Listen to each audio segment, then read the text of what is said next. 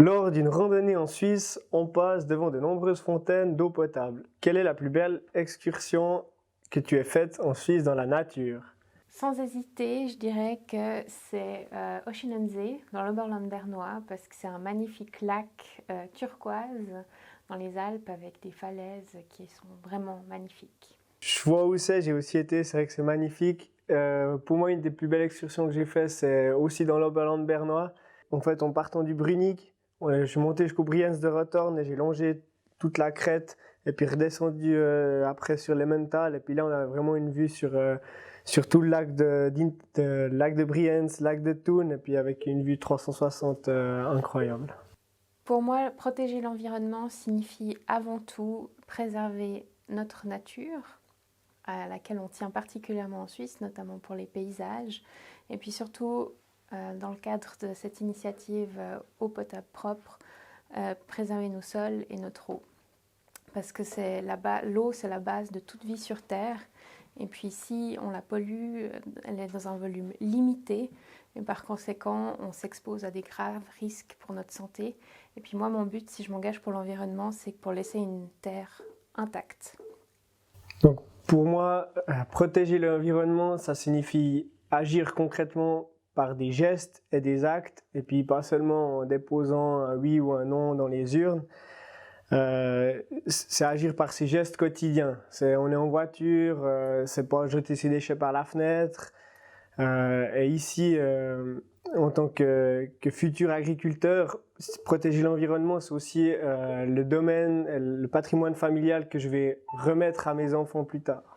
Selon toi, faut-il imposer des règles plus strictes aux agricultrices et aux agriculteurs pour protéger l'eau potable?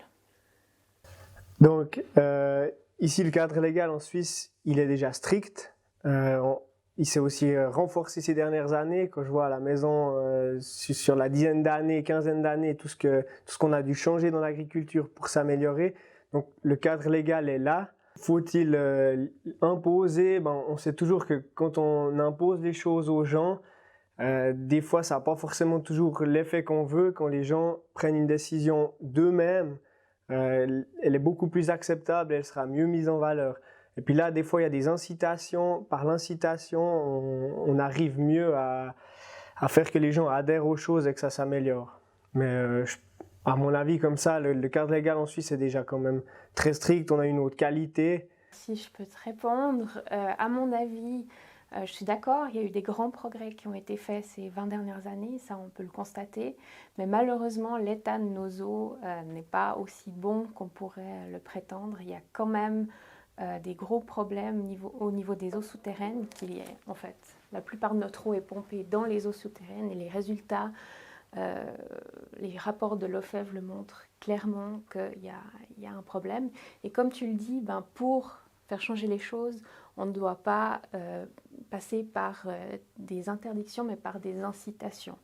Or, le système de paiement direct, tu le sais sûrement mieux que moi, est une bonne façon d'orienter la politique agricole. Moi, je ne fais aucun reproche aux agriculteurs qui sont les premiers otages du système de la politique agricole qui fait qu'aujourd'hui, on incite un modèle qui est trop polluant pour nos sols, qui est trop intensif pour nos sols.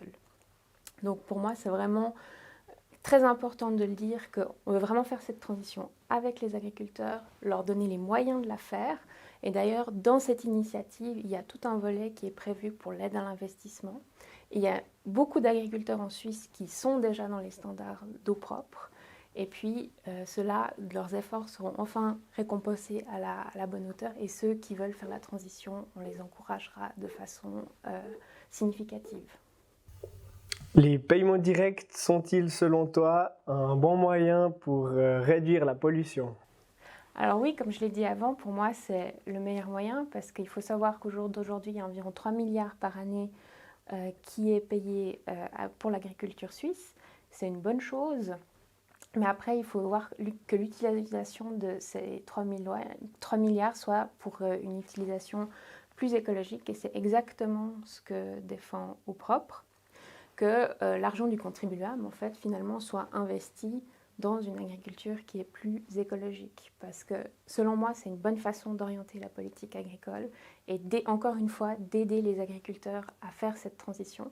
Parce qu'aujourd'hui, on le sait, passer au bio ou utiliser moins de pesticides, par exemple, ça demande des énormes efforts sur les exploitations et à mon avis, aujourd'hui, pas assez encouragé. Et puis cette initiative permet d'encourager beaucoup plus ça. Alors, déjà, il faut clarifier d'où viennent les paiements directs et puis replacer les choses dans leur contexte.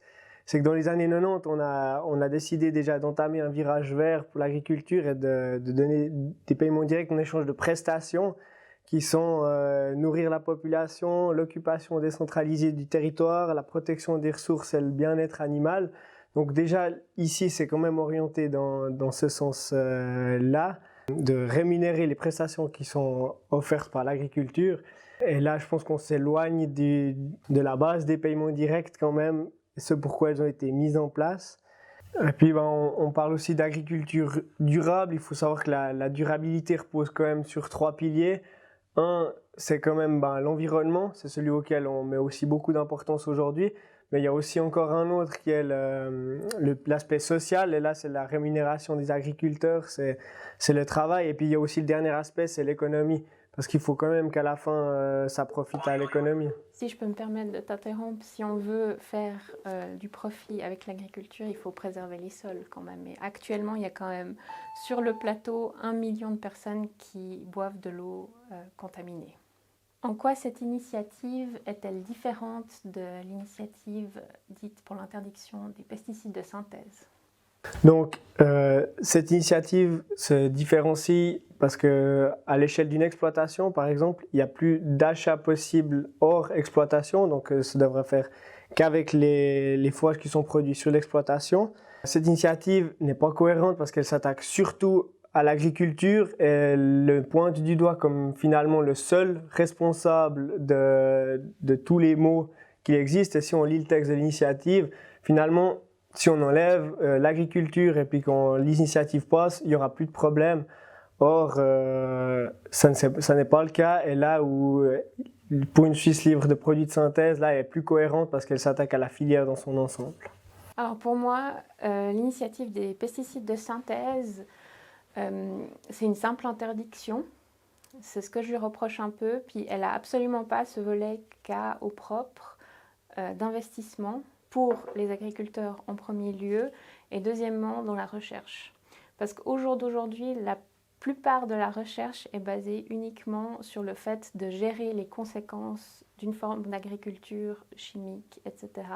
Et là, on n'investit pas assez encore dans la recherche qui nous permettrait de vraiment faire cette transition.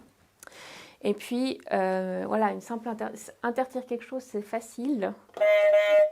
Vas-y. Je rebondis sur la recherche, c'est qu'il y a quand même énormément d'efforts qui sont investis dans la recherche. Il y a des essais, par exemple, à Zollikofen, ça fait déjà 15 ans qu'ils font des essais de différence entre le labour traditionnel pour cultiver un sol et puis du semi-direct, et qui s'orientent vers aussi une agriculture plus raisonnée. Et, par exemple, dans ce système-là, un ne peut pas se passer de produits de synthèse, mais l'objectif est quand même d'améliorer l'agriculture et il y a quand même de l'argent qui est investi déjà dans la recherche. Oui, alors c'est pas du tout ce qu'on remet en cause. Au contraire, comme je l'ai dit avant, il y a beaucoup d'agriculteurs qui respectent déjà au propre, même qui vont plus loin dans son application, et par conséquent, ça prouve bien que c'est possible. Eh bien, si l'objet est accepté, un exemple concret de ce qui s'améliorerait, c'est que peut-être ça ne sera pas visible pour tous dans un premier temps, mais c'est qu'il y aura quand même une amélioration de la biodiversité en zone campagnarde, car actuellement, c'est une étude de l'Université de Berne qui le dit, il y a plus de biodiversité au centre-ville de certaines villes suisses qu'en pleine campagne. Alors si l'objet est accepté, si je prends l'exemple concret sur notre exploitation, on produit du lait pour faire du gruyère AOP. Et un des sous-produits du gruyère AOP, c'est le petit lait. Et un des moyens de valoriser ce petit lait, c'est de le donner aux porcs pour qu'ils mangent, et puis que ça devienne de la nourriture pour l'homme sous forme de viande. Et on a une société de fromagerie en commun, et comme ce petit lait ne vient pas de l'exploitation et de la fromagerie, eh bien, on ne pourrait plus mettre en valeur ce petit lait, il devrait être séché et exporté sous forme de protéines de lait à l'étranger. Eh bien, pourquoi vous devriez voter, vous, jeunes adultes? Parce qu'on a la chance en Suisse de pouvoir voter 3 à 4 fois par année sur des objets importants qui sont importants pour votre avenir à tous et à toutes, en premier lieu. Donc c'est pour cette raison que je vous encourage à voter et à donner votre avis. Parce que finalement, la qualité de l'eau, ça vous concerne tous et toutes. Pourquoi les jeunes adultes devraient aller voter? Premièrement, c'est un droit qu'on a en Suisse d'aller voter, donc il faut le saisir. Alors je ne peux que vous encourager à aller. Il en va aussi de votre avenir. C'est vous qui devez décider de quoi il sera fait et ce n'est pas les plus anciens. Et finalement, poser un oui ou un non dans une urne, c'est bien, mais il faut aussi agir par des actes concrets et par des gestes du quotidien. Et là, il faut aussi que les gestes soient en adéquation avec ce que les jeunes mettent dans les urnes. Et je pense qu'il faut réfléchir des fois au-delà des initiatives et de leurs textes qui sont souvent trompeurs et enjoliveurs, mais il faut aller au-delà et se renseigner et chercher des informations au bout des choses.